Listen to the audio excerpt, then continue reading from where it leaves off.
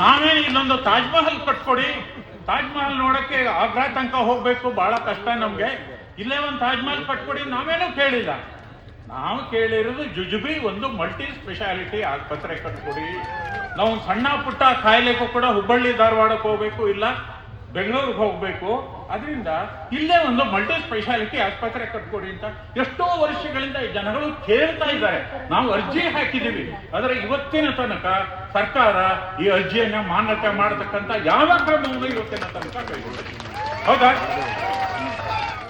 ವರದಾ ನದಿಗೆ ಸೇರಿಸೋದ್ರಿಂದ, ಅಘನಾಶಿಯನ್ನ ವೇದಾವತಿಗೆ ತಗೊಂಡು ನಮ್ಮ ನದಿಯ ನೀರನ್ನ ನೀವು ಕದ್ಕೊಂಡು ಹೋಗೋದ್ರಿಂದ ಉತ್ತರ ಕನ್ನಡ ಜಿಲ್ಲೆಗೆ ಏನು ಉಪಯೋಗ? ಯಾವ್ದಾದ್ರೂ ಒಂದು ಯೋಜನೆ ಮಾಡಬೇಕಾದ್ರೆ ಆ ಸ್ಥಳೀಯ ಪ್ರದೇಶದ ಜನಗಳಿಗೆ ಉಪಯೋಗ ಆಗಬೇಕು. ಅದು ಮುಖ್ಯವಾದಂತ ಯೋಜನೆಯ ಒಂದು ಬೇಸಿಕ್ ಪ್ರಿನ್ಸಿಪಲ್ಲು. ಇಷ್ಟು ಯೋಜನೆಗಳನ್ನ ನಮ್ಮ ನದಿಗಳನ್ನೇ ಸಂಪೂರ್ಣವಾಗಿ ನೀವು ಎತ್ಕೊಂಡು ಹೋಗ್ತಾ ಇದ್ದಾರೆ, ಕಿಡ್ನಾಪ್ ಮಾಡ್ಕೊಂಡು ತಗೊಂಡು ಹೋಗ್ತಾ ಇದ್ದಾರೆ. ಉತ್ತರ ಕನ್ನಡದ ಜನಗಳಿಗೆ ಏನು ಉಪಯೋಗ? ಇದು ನಾವು ಕೇಳಬೇಕಾದಂತ ಮೊದಲನೇ ಪ್ರಶ್ನೆ ಸರ್ಕಾರ. ಎರಡನೇದು, ಉತ್ತರ ಕನ್ನಡಕ್ಕೆ ನೀರಾವರಿಗೆ, ಕುಡಿಯುವ ನೀರಿಗೆ ಪರ್ಯಾಯವೇನು? ಏನು ಪರ್ಯಾಯ? ಅಥವಾ ಬೇರೆ ಬಯಲು ಸೀಮೆಯಿಂದ ಯಾವ್ದಾದ್ರು ನದಿಯನ್ನ ತಿರುಗಿಸಿ ಇಲ್ಲಿಗೆ ತಗೊಂಡ್ ಬರ್ತೀರಾ?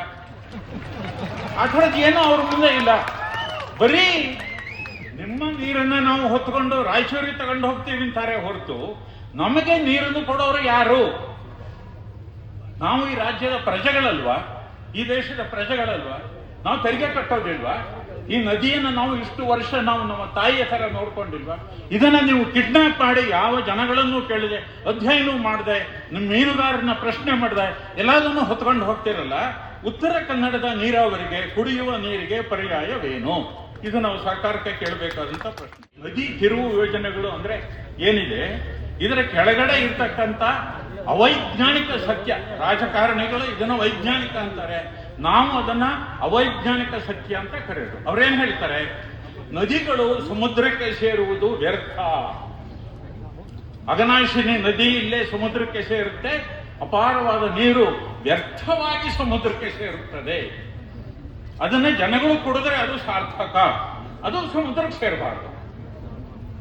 ಬೆಡ್ತಿ ನದಿ ಸಮುದ್ರಕ್ಕೆ ಸೇರಬಾರದು. ಯಾವ ನದಿಯ ನೀರುಗಳು ಸಮುದ್ರಕ್ಕೆ ಸೇರ್ತಕ್ಕಂಥದ್ದು ವ್ಯರ್ಥ ಅಂತಕ್ಕಂಥ ಒಂದು ದೊಡ್ಡ ವಿಜ್ಞಾನವನ್ನ ನಮ್ಮ ರಾಜಕಾರಣಿಗಳು ಹೇಳಿದ್ರು. ಅದು ಯಾವ ವಿಜ್ಞಾನಿಯೋ ಅವನಿಗೆ ಕರ್ಕೊಂಡು ನಿಲ್ಲಿಸಿ ಅಂತ ಹೇಳೋದು ಹೋಗ ಬರುತ್ತೆ. ನದಿಗಳನ್ನ ಒಟ್ಟಾರೆ ಜೋಡಣೆ ಮಾಡತಕ್ಕಂಥ ಒಂದು ಭಾರತ ಸರ್ಕಾರದ ಕಾರ್ಯಕ್ರಮ ಏನಿದೆ, ಅದರ ಒಂದು ಭಾಗವಾಗಿ ಇದೆ. ಈಗಾಗಲೇ ಈ ಸೆಂಟ್ರಲ್ ವಾಟರ್ ಕಮಿಷನ್ ಅಂತ ಏನಿದೆ ಕೇಂದ್ರ ಸರ್ಕಾರದಲ್ಲಿ, ಅವರು ಕೊಟ್ಟಿರ್ತಕ್ಕಂಥ ಅಂಕಿಅಂಶಗಳ ಪ್ರಕಾರ 2019ರವರೆಗೆ ಸ್ವಾತಂತ್ರ್ಯ ಬಂದ ನಂತರದಲ್ಲಿ ನಮ್ಮ ದೇಶದಲ್ಲಿ 5334 ದೊಡ್ಡ ಅಣೆಕಟ್ಟುಗಳನ್ನು ನಾವು ಕಟ್ಟಿದ್ದೀವಿ.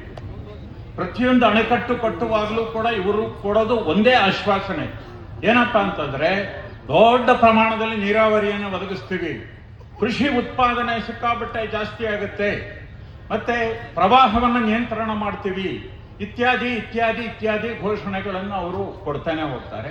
ಮತ್ತೆ ಖರ್ಚು ಬಹಳ ಕಡಿಮೆ ಆಗಿರುತ್ತೆ ಅಂತ ಅನ್ನೋದನ್ನು ತೋರಿಸ್ತಾರೆ. ಈ 5334 ದೊಡ್ಡ ಡ್ಯಾಮುಗಳಲ್ಲಿ ಅತಿ ಹೆಚ್ಚಿನ ಡ್ಯಾಮುಗಳು, 2000ಕ್ಕಿಂತ ಹೆಚ್ಚು ಡ್ಯಾಮುಗಳು ಇರ್ತಕ್ಕಂಥದ್ದು ಮಹಾರಾಷ್ಟ್ರದಲ್ಲಿ. ಆದರೆ ಇವತ್ತಿಗೂ ಕೂಡ ಮಹಾರಾಷ್ಟ್ರ ಅತಿ ಹೆಚ್ಚು ಬರಪೀಡಿತವಾದಂತ ರಾಜ್ಯ ಅಂತಂದ್ರೆ ಮಹಾರಾಷ್ಟ್ರ. ಸೊ ಇದರಿಂದ ನಮಗೆ ಗೊತ್ತಾಗತ್ತೆ ಈ ದೊಡ್ಡ ಡ್ಯಾಮುಗಳ ಬಂಡವಾಳ ಪೂರಾ ಸಂಪೂರ್ಣವಾಗಿ ಇವತ್ತು ಬಯಲಾಗಿದೆ ಅನ್ನೋದು ನಮಗೆ ಗೊತ್ತಾಗ್ತಾ ಇದೆ. ಇದು ಸಾಲದು ಅಂತ ಹೇಳಿ ಭಾರತ ಸರ್ಕಾರ ಮತ್ತಷ್ಟು ಡ್ಯಾಮುಗಳನ್ನು ಕಟ್ಟತಕ್ಕಂತ ಒಂದು ಯೋಜನೆಯನ್ನ ನಮ್ಮ ಮುಂದೆ ಇಟ್ಟಿದೆ. ಅದಕ್ಕೆ ನದಿ ಜೋಡಣೆ ಯೋಜನೆ ಅಂತ ಹೇಳಿ ನ್ಯಾಷನಲ್ ವಾಟರ್ ಡೆವಲಪ್ಮೆಂಟ್ ಏಜೆನ್ಸಿ ಅಂತಕ್ಕಂಥ ಒಂದು ಕೇಂದ್ರ ಸರ್ಕಾರದ ಸಂಸ್ಥೆ ಇದನ್ನ ಮುಂದಿಟ್ಟಿದೆ. ಇದರ ಪ್ರಮುಖವಾದಂತ ಕಾರ್ಯಕ್ರಮಗಳನ್ನು ಮಾತ್ರ ನಿಮ್ಮ ಮುಂದೆ ಹೇಳ್ತೀನಿ. ಮೊದಲನೇದು 36 ಮೇಜರ್ ಡ್ಯಾಮ್ಗಳನ್ನ ಕಟ್ಟತಕ್ಕಂಥದ್ದು. ನ್ಯಾಷನಲ್ ರಿವರ್ ಲಿಂಕಿಂಗ್ ಪ್ರಾಜೆಕ್ಟ್ ಏನಿದೆ, ಇದರಲ್ಲಿ ಬೆಡ್ತಿ ವರದಾ ಮಾತ್ರ ಇರ್ತಕ್ಕಂಥದ್ದು. ಈ ಅಘನಾಶಿನಿಯನ್ನ ವೇದಾವತಿ ನದಿಗೆ ಸೇರಿಸತಕ್ಕಂಥದ್ದು ಇದರ ಮೇನ್ ಪ್ರಾಜೆಕ್ಟ್ ನಲ್ಲಿ ಇಲ್ಲ. ಅದು ಕೊನೆ ಘಳಿಗೆನಲ್ಲಿ ರಾಜ್ಯ ಸರ್ಕಾರ ಅನೌನ್ಸ್ ಮಾಡಿರ್ತಕ್ಕಂಥ ಯೋಜನೆ ಅದು. ಇಲ್ಲೇ ನಿಮ್ಮಲ್ಲಿ ಈ ಪ್ರಶ್ನೆಯನ್ನು ನಾನು ನಿಮಗೆ ಮಾಡ್ತಾ ಇದ್ದೀನಿ. ಮೊದಲನೇದು, ಈ ನಾನು ಒಬ್ಬ ವ್ಯಕ್ತಿ, ನೀವೆಲ್ಲರೂ ಬಿಡಿ ವ್ಯಕ್ತಿಗಳು. ನಾವು ನಮ್ಮ ಅಭಿಪ್ರಾಯವನ್ನು ವ್ಯಕ್ತಪಡಿಸೋದಕ್ಕೆ ನಮಗೆ ಸ್ವತಂತ್ರ ಇದೆ. ಇದು ಬೇಕು ಅಂತ ಅನ್ಬೋದು ಅಥವಾ ಬೇಡ ಅಂತ ಅನ್ಬೋದು. ಆದರೆ ಜನಪ್ರತಿನಿಧಿಗಳಿಗೆ ನಿಮ್ಮ ಅಭಿಪ್ರಾಯ, ಪರ್ಸನಲ್ ಅಭಿಪ್ರಾಯವನ್ನು ವ್ಯಕ್ತಪಡಿಸೋದಕ್ಕೆ ಅಧಿಕಾರ ಇಲ್ಲ. ಕೌಟಿಲ್ಯನ ಅರ್ಥಶಾಸ್ತ್ರದಲ್ಲಿ ಒಬ್ಬ ಆದರ್ಶ ರಾಜನನ್ನು ಬಹಳ ಸ್ಪಷ್ಟವಾಗಿ ಹೇಳಿದ್ದಾನೆ. ಪ್ರಜಾ ಸುಖೈ ಸುಖಂ ರಾಜ್ಞಃ ಪ್ರಜಾನಾಂತು ಹಿತೈ ಹಿತಂ ನಾತ್ಮಪ್ರಿಯಂ ಹಿತಂ ರಾಜ್ಞಃ ಪ್ರಜಾನಾಂತು ಹಿತಂ ಹಿತಂ. ರಾಜನಿಗೆ ಪ್ರಜೆಗಳಿಗೆ ಯಾವುದು ಹಿತವೋ ಅದೇ ರಾಜನಿಗೂ ಹಿತ, ಪ್ರಜೆಗಳಿಗೆ ಯಾವುದು ಸುಖವೋ ಅದೇ ರಾಜನಿಗೂ ಹಿತ.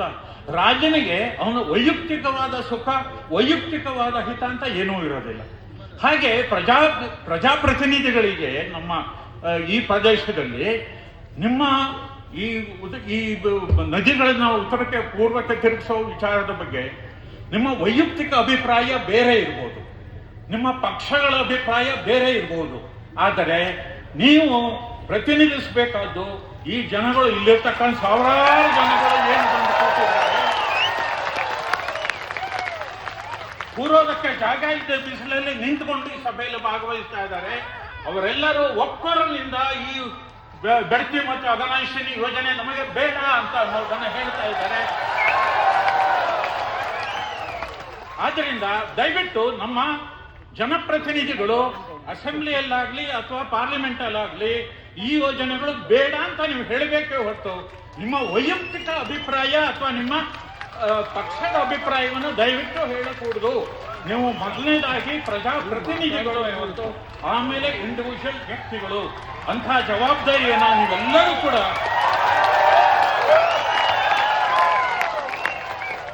ಸಂತ ಶಕ್ತಿ ಅಂತ ಇದು ಕರೀತಾರೆ. ಸಂತರು, ಪೂಜ್ಯರು ಹಾಗೂ ನಮ್ಮ ಜವಾಬ್ದಾರಿಯುತವಾದಂತಹ ಜನಪ್ರತಿನಿಧಿಗಳು ಮತ್ತು ಇಲ್ಲೆಲ್ಲ ಲಕ್ಷಾಂತರ ಜನಗಳು ಸೇರಿರ್ತಕ್ಕಂತಹ ದೃಷ್ಟಿಯಿಂದ ಇವರೆಲ್ಲ ಇದರಿಂದ ಇದಕ್ಕೆ ಕೊನೆ ಆಗಲಿ, ಇದು ಯಶಸ್ಸಾಗಲಿ. ನಮ್ಮ ಹೋರಾಟ ಏನಿದೆ ಅದಕ್ಕೆ ಕೊನೆಯೇ ಒಂದು ಮಾತು, ಸಂಸ್ಕೃತದಲ್ಲಿ ಇನ್ನೊಂದು ಮಾತು ಹೇಳ್ತಾರೆ, ಅಶ್ವಂ ನೈವ ಗಜಂ ನೈವ ವ್ಯಾಘ್ರಂ ನೈವಚ ನೈವಚ ಅಜಾಪುತ್ರಂ ಬಲಿಂ ದಧ್ಯಾತ್ ದೇವೋ ದುರ್ಬಲ ಘಾತಕ ಅಂತ. ಅಂದ್ರೆ ಹೋಮ ಹವನ ಮಾಡಬೇಕಾದ್ರೆ, ದೇವಾಲಯಗಳಲ್ಲಿ ಪೂಜೆ ಮಾಡಬೇಕಾದ್ರೆ ಪ್ರಾಣಿ ಬಲಿ ಕೊಡ್ತಾರೆ. ಏನ್ ಬಲಿ ಕೊಡ್ತಾರೆ? ಹುಲಿ ಬಲಿ ಕೊಡ್ತಾರ? ಖಂಡಿತ ಇಲ್ಲ. ಕುದುರೆ ಬಲಿ ಕೊಡ್ತಾರ? ಇಲ್ಲ ಸರ್. ಹಾಗಾದ್ರೆ ಯಾವ ಬಲಿ ಕೊಡ್ತಾರೆ? ಯಾವ ಬಲಿ ಕೊಡೋದು ಅಂದ್ರೆ ಮೇಕೆ ಮರಿ, ಅಜಾಪುತ್ರ. ಮೇಕೆ ಅನ್ನೋದಕ್ಕೆ ಯಾವ ಒಂದು ಅದಕ್ಕೆ ಸಂರಕ್ಷಣೆಯನ್ನು 2 ಪುಟಾಣಿ ಕೋಡ್ಬಿಟ್ರೆ ಅದಕ್ಕೆ ಇನ್ನೇನು ಕೊಟ್ಟಿಲ್ಲ. ಆ ಮೇಕೆಯ ಮರಿಗೆ ಕೊಡೂ ಇಲ್ಲ ಅದಕ್ಕೆ. ಅದು ಮೆಹನದು ಬಿಟ್ರೆ ಅದಕ್ಕೆ ಇನ್ನೇನೂ ಗೊತ್ತಿಲ್ಲ ಪಾಪ, ಅತ್ಯಂತ ದುರ್ಬಲ. ಆದ್ರಿಂದ ಆ ಅಜಾಪುತ್ರ ಇದೆಯಲ್ಲ, ಅದನ್ನೇ ಎಲ್ಲರೂ ಕೂಡ ದೇವರಿಗೆ ಬಲಿ ಕೊಡ್ತಾರೆ. ಕೊನೆಯದಾಗಿ ಹೇಳ್ತಾನೆ, ದೇವೋ ದುರ್ಬಲ ಘಾತಕ. ದುರ್ಬಲರನ್ನು ಕಂಡ್ರೆ ದೇವರಿಗೂ ಆಗೋದಿಲ್ಲ. ನಾವು ಶಕ್ತಿಯನ್ನು ಬೆಳೆಸ್ಕೊಳ್ಬೇಕು. ಯಾಕೆ ಕೇಂದ್ರ ಮತ್ತು ರಾಜ್ಯ ಸರ್ಕಾರಗಳು ಪಶ್ಚಿಮ ಘಟ್ಟದ ಮೇಲೆ ಹಾಗೂ ಉತ್ತರ ಕನ್ನಡ ಜಿಲ್ಲೆಯ ಮೇಲೆ ಮುಖ್ಯವಾಗಿ ಈ ರೀತಿ ಸವಾರಿ ಮಾಡ್ತಾ ಇದೆ ಅಂತ ಹಲವಾರು ವರ್ಷಗಳಿಂದ. ಆದರೆ ನಾವು ಗಟ್ಟಿಯಾಗಿ ದನಿಯನ್ನ ಎತ್ತಲಿಲ್ಲ ಇದುವರೆಗೆ.